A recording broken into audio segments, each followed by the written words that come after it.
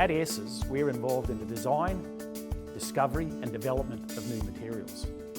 Using new fabrication tools, we implement those materials in areas of energy and medical technologies. This interdisciplinary, highly collaborative and globally connected research environment provides an excellent training ground for our research students. Let me introduce you to Zhi Chen. So, Zhi, what brought you to Wollongong? I think after I finished my master's degree in China in 2014, I asked around my supervisors to recommend me a good place to go.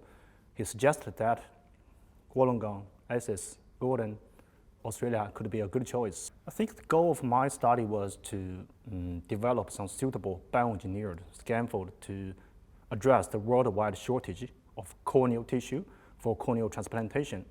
During my PhD, we have successfully developed some collagen-based robust scaffold for corneal bioengineering.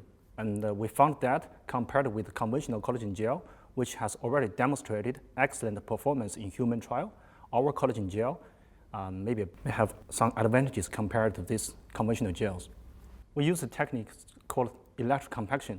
Using this method, we are able to produce collagen gel with much better mechanical toughness, as well as excellent biocompatibility, excellent transparency. I think what is really special about this method is we can control the structure of the collagen fibers in collagen gel, which is different from conventional collagen gel preparation method. We discovered that compared with conventional collagen gel, our electrocompacted collagen gel can further improve the recovery of corneal surface. And the second thing is that our work is the first example of a robust collagen-based biomimetic corneal tissue model.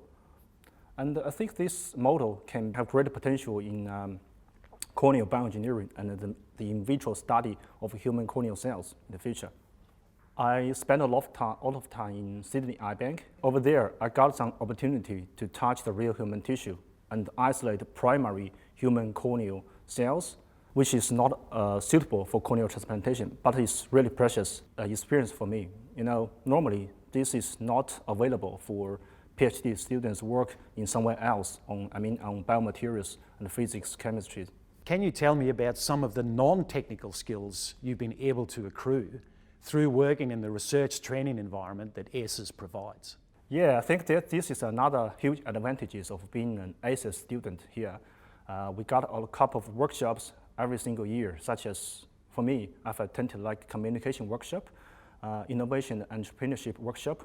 I think from these workshops, I learned how to effectively communicate with our collaborators and how to promote your research to a wider community through media, as well as how to develop a sense of entrepreneurship and commercialize your research achievement to the market.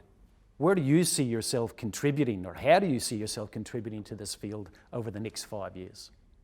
After submitting my PhD, I started to realize that I fell in love with bioengineering.